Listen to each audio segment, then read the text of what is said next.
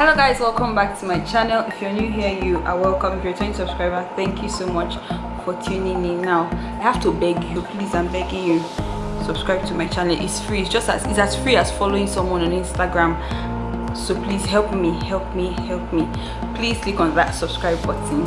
Okay, hi guys, welcome back to my channel. If you're new here, you are welcome. If you're a returning subscriber, thank you so much for tuning in. And if you're new here, please click on that subscribe button like I just begged you a few seconds ago. Okay, so today you need to do your fighting in prayer. You've been a good enough father. I want to be a good enough father. Let's go, let's go!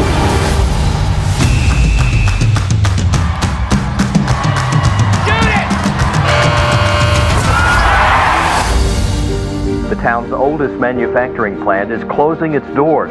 Most of my players have parents that work at the plant. This ain't gonna be pretty. I'm down 3 coaches, but I do think I have a solution for cross country. No, I don't even like running. Don't die. Cross country's not even a real sport. Why would anyone want to do this? I'm just impressed that you finished. You are my best option. Y'all here for tryouts? No, sir. We're just hanging out. Hey, are you here for cross country? Yes, sir. I had one girl show up and she's got asthma. Oh, you mean Hannah Scott. Do you enjoy running? It's really the only thing I'm good at. Why have a season with one runner? One runner matters. Thomas, you got time for a visit? Hello, coach. So you changed force, and you still got no team. Well, that's sad even for me. I get it. You have to coach cross country, but it's not the end of the world. For someone who knows the Lord, you're acting like somebody who doesn't. You give some very inspirational speeches to your players about stepping up under pressure and going the extra mile. Anna, you're getting faster. Your life is worth so much more than this. To who? When you find your identity in the one who created you, it'll change your whole perspective. Something or someone will have first place in your heart. Where's your team? She's right there. What have you allowed to define you?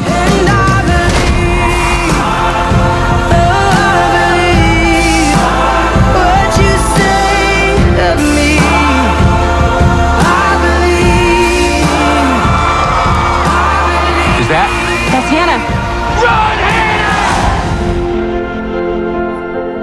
okay, so today I will be doing a movie review on Overcomer. I don't know, for every time I try to talk about Overcomer, I call it The Overcomer. I don't know why, but there's no "the" in the name. So Overcomer, the movie.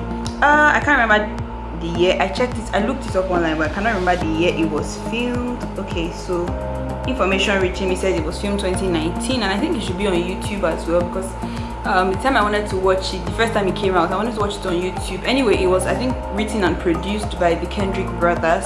So it's a Christian movie, and in this video I'll just be sharing the lessons I got from the movie. Because the thing is, one of the things I've noticed is when you review a movie, most times talking about the storyline, you're talking about the casting, and you're talking about the, what's that word, everything techie, like behind the scenes, like what the should I say the camera, the sound, and everything. So yeah, about the storyline, I think it was great. It was about, I don't want to spoil it for you, so because if I start to gist it now, I may spoil it. So no, I will not spoil it. I will not tell you the storyline, but maybe when I'm saying the lessons, you would get it. So everything, I feel the movie was great, because literally when you watch a Christian movie, most times you're not watching it for the, it would be nice for them to cast good people, have good camera, lighting, and everything, but most times you're not watching it for that. If you want to watch a movie that you want to be looking at the camera and the lighting without a good storyline or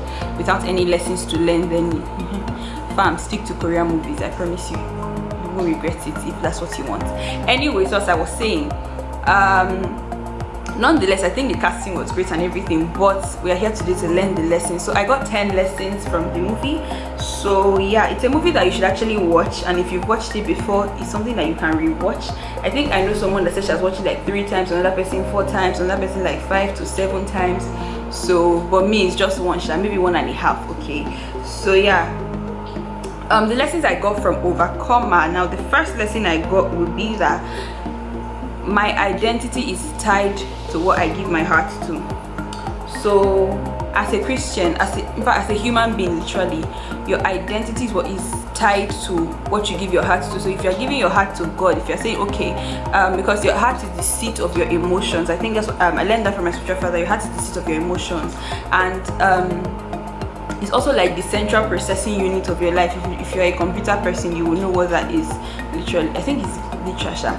Anyway, so it is like the central processing unit of your life. It is the control space, is the control switch of your life. So sometimes, you know, that's when they say love is blind, because sometimes when some people are in love, they don't need to think again. It's usually anything that their heart tells them to do. So your identity is tied to what you give your heart to. It's literally saying that your heart is the control switch, so it depends on who you give it to. Now if you start working based on your heart, and you are working and you are the one controlling your heart, like if your heart is not given to anybody, because literally I think there are two sides to it. If you give your heart, it's either your heart is with God, with Christ, or your heart is with the devil. Now I know that God and the devil are not opposites, but it's either it is with God or it is with the devil. So you either give it to God or you give it to the devil. So my heart, your identity rather, is tied to what you give your heart to. Mind you, I also want to say that I filmed this video before, so maybe at some point it may be switching between me like this and me on hair and makeup. So just understand, because maybe I think that line, maybe the way I said it in the other video was better than the way I said it here, so it may happen. Okay, so the next thing that I have here is, as an individual, I should allow God define me. So as an individual, now you don't get your definition of who you are from people.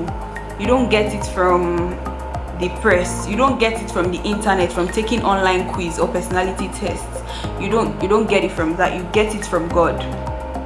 So you have to allow God define you. And one of the things that I came across, I think that's a point somewhere, I don't know, but one of the things I came across in the movie was when the actor said the creator gets to define his creation. So if you allow the creator define you, you will have more worth than when other people are defining you, because it's just like everybody in the world, maybe for instance everybody in the world is clueless about a phone, and I bring a phone and everybody's looking at it and they're like, what's this? And then okay, finally somebody now mistakenly presses the power button and then it turns on, and then somebody's like, okay, so what are we supposed to do next? And everybody's clueless. Now even if they try to unravel the whole mystery behind the phone, it will take a longer time. And apart from it taking a longer time, even if they try to unravel the whole thing, they may not get some parts of it, because even people that used to read the manual of phone, it's not all the time that they maximize the phone. It's later that they will not hear somebody saying that you know that if you do the phone like this or you bend it like this, it can give depth effect on the camera. So allowing the creator defines you, allowing the creator define you saves you time in life. That's when you now start to get start working in the road of your purpose early in life, than when you are now 40 and now realizing that I should have followed Christ when I was 18, or I should have followed Christ when I was 13 or something. So allowing the creator define you is something that should happen in your life as an individual. It's not something that you should choose, as in it's not a matter of choice, it's a matter of allowing it just happen. Like, but I think you have to choose that. Anyway, let me explain that. So it's like, it's a matter of, I say it's a matter of choice and not a matter of choice, because you don't get to choose it. Like, no, don't choose it, just accept it. But at the same time, you have to consciously and intentionally choose it. So the next point I have here is, something or someone would have the first place in your life, but when you find your identity in the one who created you, to change your whole perspective. So let me read it again. Something or someone would have the first place in your life, but when you find your identity in the one who created you, it will change your whole perspective. I think this was a line from the movie. So literally, something or someone will change your whole perspective. Will have the first place in your life. So that something or someone, it depends. For some people it's money, for some people it is fame, for some people, because it's not everybody that has money that has fame. So let's not even go there, because if we start that table now, Instagram no go contain us again. So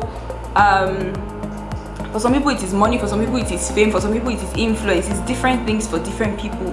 But at the end of it all, you should allow God have that space in your life. Because one of the things that I learned from the movie, one of the things that stood out most of the time is knowing who you are in Christ, and allowing God take the driver's seat of your life. Those were the three things that, and maybe there were more, maybe as we go on we'll know the more, but I know that those were the 3 key things that stood out to me: knowing who you are in God, and then allowing God have the driver's seat of your life.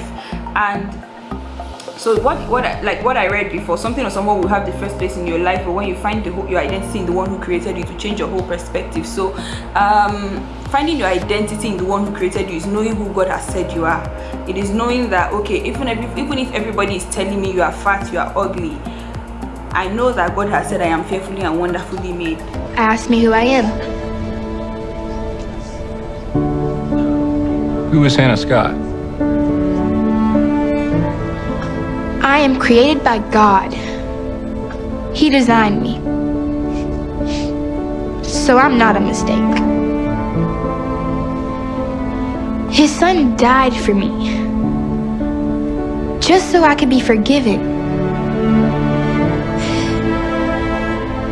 He picked me to be his own, so I'm chosen. He redeemed me, so I am wanted. He showed me grace, just so I could be saved. He has a future for me because he loves me. So I don't wonder anymore, Coach Harrison. I am a child of God. So knowing who you are in Christ. So I think it was Ephesians, I'm not sure, I think it was Ephesians 1 and 2 or something, that the principal told the girl to read, and then she started to, and told her to write out everything, all the confessions that are there. I am loved by God, I am everything. I can't remember them now, but she had to write them out. So for somebody that doesn't know, that maybe you're having second thoughts on who you are, I don't know the word to use, what is in my head is multiple personality disorder, but that's not it. It's like you have allowed the society define you, low self-esteem and everything. I think that would be a good place to start. I'm not so sure because I didn't do it, but I think it's a good place to start because you're starting with the word. So basically it's a good place to start. So the next point I have here, which is point number 4, sometimes God will let us lose the one thing we hold on to just so that we can see the things we need to see. Now the actor was blind, which is the girl's father. He was blind, and he said God allowed him lose his sight so that he could see the things he needs to see. Now for some people, you have heard, I don't know, maybe you've heard someone say that I used to be very rich before, and now that there's no money, it's like I've now come to know God more.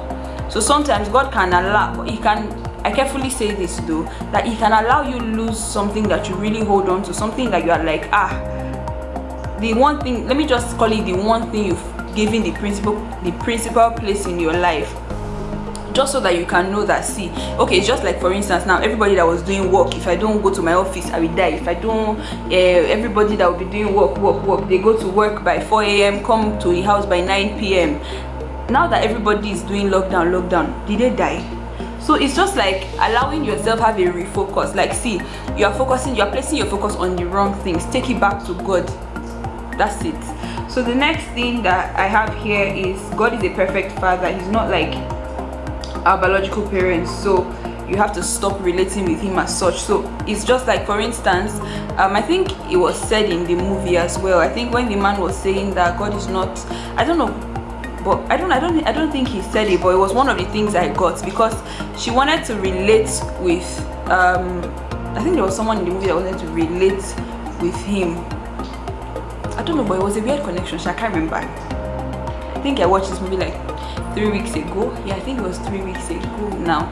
Okay, so as I was saying, God is not your biological parent. So some people that may have come from homes that, okay, maybe they had a silent, absent and missing father or something. God is not like that. So you have to stop relating with him like he's your biological father that did something to you.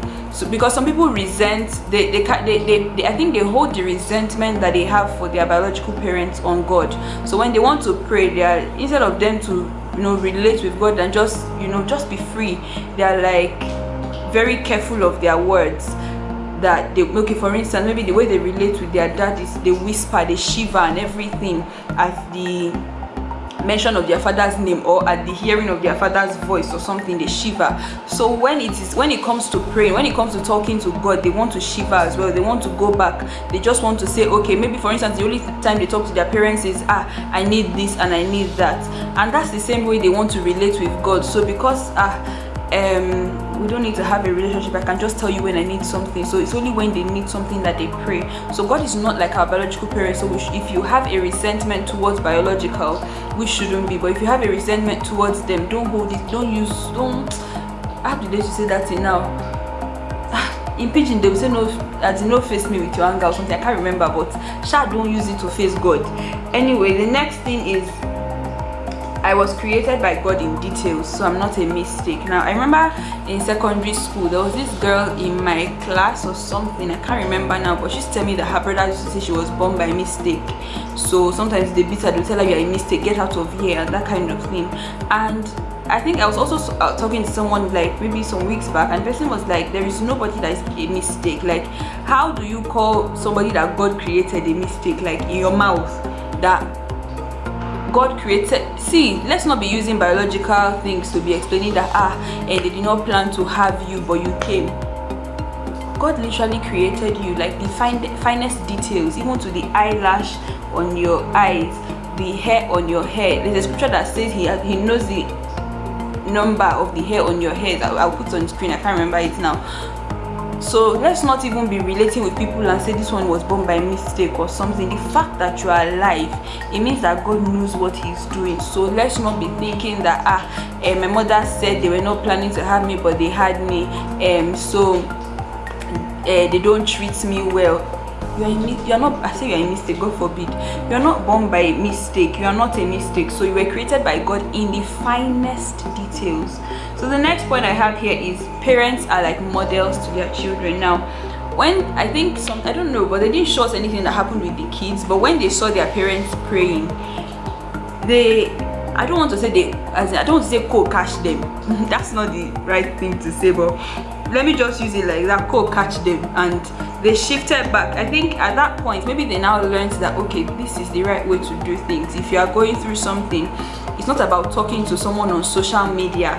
By the way, you guys know my friend Happiness, she did a video on how to vent on social media, so if you want to check it out, you can check it out somewhere here. But that's not what we're talking about. But it's not that the way to express yourself is by talking on social media or talking to somebody. You can talk to God about it, no matter how small, no matter how big, no matter how, is it gigantic or gigantic? No, I will not say that.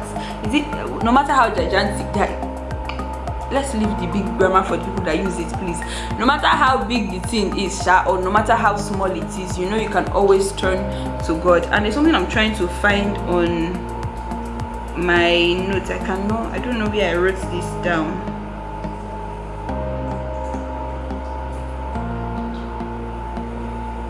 Anyway, so let me just move on to the next point I have here.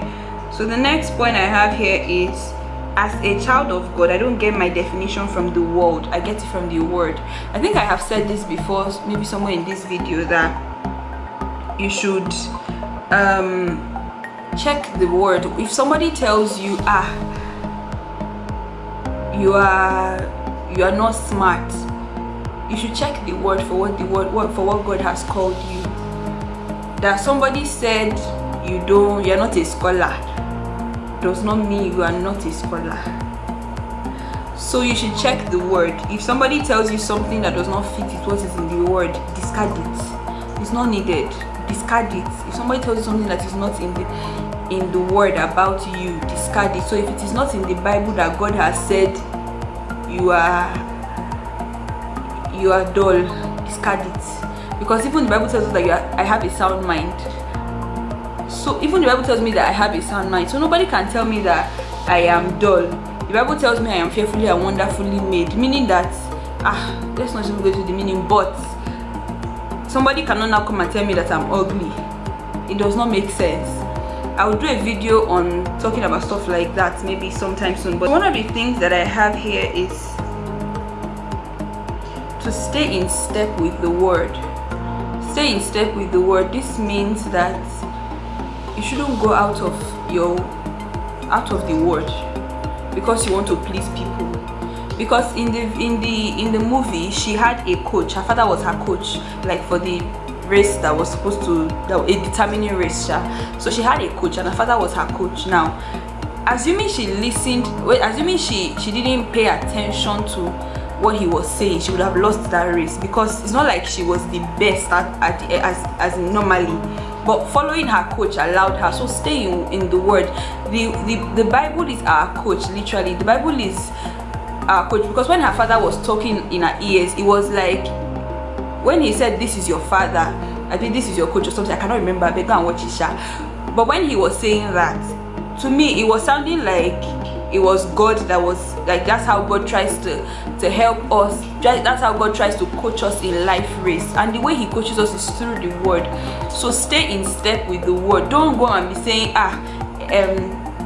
for instance, assuming she started playing it when, as in 1 minute later than when she started playing, or 1 second or 2 seconds later, she might not have won, because her winning was by God's grace. So it was, you have to stay in step. Don't go and overstep or misstep or something.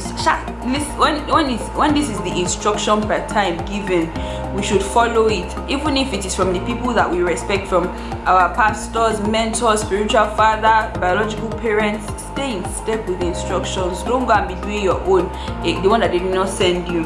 Another thing I have is, if you don't use the gifts God has given to you for his glory, the devil will hijack it from you. And it was seen there, because when she's a very, very good runner, flash, she did run fast. But at that time, she was using her, before she gave her life to Christ, and it was in the process, but before she gave her life to Christ, she used to use the gift, to her running gift, to steal. So she would just run, pick something and go and keep it. She won't use it to do anything. It's not that she will now use it to do something that you say, okay, maybe she's wearing it by stealing the watch so she can wear it to school or sell it or something. She will literally just run, pick it and keep it, and that's a sin. So the devil was already hijacking it and putting her in the wrong course. Thankfully, she was able to come back to Christ, know who she was in Christ, and along the line, she was beginning to retrace her steps. But all the same, we shall thank God. Anyway, You don't win races with just your legs. Victory or defeat happens in your head first. This is a mental competition, so I want you to start thinking like a winner. I'm your biggest fan. You're gonna do great today. When your body tells you that you can't do it, don't listen to it. It'll tell you that you should quit. But you tell your body that your mind is in charge today. Give God your best, Hannah. And no matter what, I love you. You can do this, Hannah. I know you can. Even if your legs start to hurt, don't slow down. That can make them hurt even more. Keep your pace and push through. You'll find a second wind. Don't look back to see who's behind you. Don't worry about them. Focus on what's ahead. It's just like in life. You can't let the past slow you down. Press on to what's ahead.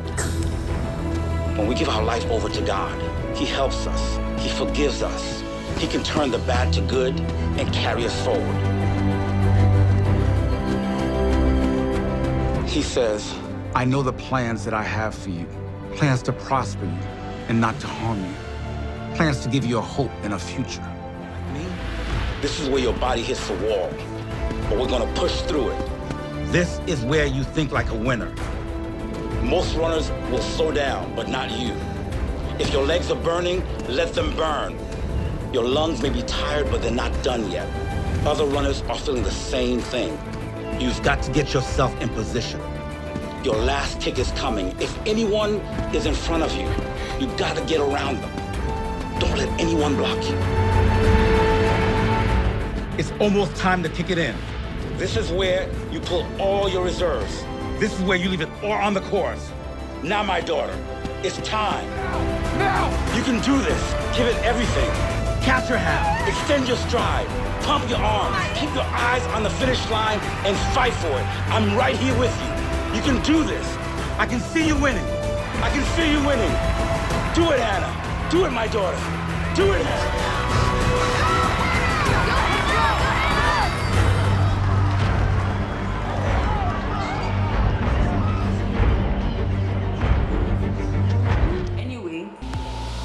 So yeah, the next thing that I have to say is when they said there's what they said was the runners, that for every runner that was doing I think it's cross-country race, that for every runner that was doing a cross-country, they would allow them have a pre-recorded message in their ear. Now it's just like how we pre-record the scriptures in our minds. If you read the Bible, like read it, study it, and meditate on it, in times where it's like trying, let me just say in trying times, you know, it's like God now starts, God now starts speaking to you based on the pre-recorded message of the word that you have in your mind. So you've not read the Bible before and you expect that as you're going through this, you know that there's supposed to be a scripture in your head that says I can do all things through Christ who strengthens me. Are you serious? Anyway, so as I was saying, there's a pre-recorded message for you in the word. So like the same way she had a pre-recorded message in her ear that could coach her on how to do the race, that's how we have a pre-recorded message in the word that can coach us on how to do life's race. I think I should have one or two things to say left and then call it a wrap. Okay, so the next thing I have here is when we submit to God, he takes the lead. So she submitted to her coach, she submitted to God as well, and it was like her coach was the one that ran the race. She was the physical person. And it's the same thing with when we allow God to, when we walk in the purpose that God has for us. It's like God is the one, it's like God is the doer of you. I don't know how to explain that, but he's the one doing the things. You are just a vessel. That's it. So the next thing that I have to say, which is the last thing, is that regardless of our race, culture, nationality, etc., prayer is key. Because you know, people will say Nigerians are spiritual, Nigerians are spiritual, they carry God on their head. But in recent times I've been seeing it that this prayer fire, everything, it's not just Nigerians. Regardless of your race, regardless of your nationality, regardless of your tribe, prayer is key for everybody, everywhere. Prayer is key. So if you have anything you are dealing with that you know, even if you can talk to somebody about it, at least talk to God about it. One of the things I've realized is that when things happen, we always look for who to talk to, and so people that don't have who to talk to is social media that they will talk to. And that's why Twitter has done a good job, in quotes. Twitter has done a good job. So when people have something on their mind, my mother did something, and you know, funny enough, we laugh about these things, but it's not funny. Like you see somebody that comes to Twitter and be like, my mother just did this to me, did this, and people are tweeting under. In the literal sense of it, that is wrong. But let's not even go right there. Like I said before, go and watch the rant video that I highlighted for you somewhere in this video. Anyway, so with that, we've come to the end of this video. Do let me know what you guys think. If you watched the movie, what did you learn? Let me know. Like, let's just gist in the comment section. It's a challenge. I'm challenging you all to come out in the comment section today. And if you've watched this video to this point and you've not subscribed, why? Did I offend you? If I did, I'm sorry from the bottom of my heart. Maybe whether it's primary school that you know me from that I offended you, secondary school, grammar school. Okay, I did not go to grammar school. Anyway, so whatever it is, do have a nice day, nice night, whatever it is that you're watching this video. I feel like just talking because I've been looking at my beautiful self on this viewfinder right up here. Anyway, so I'll see you guys in my next video. Bye guys.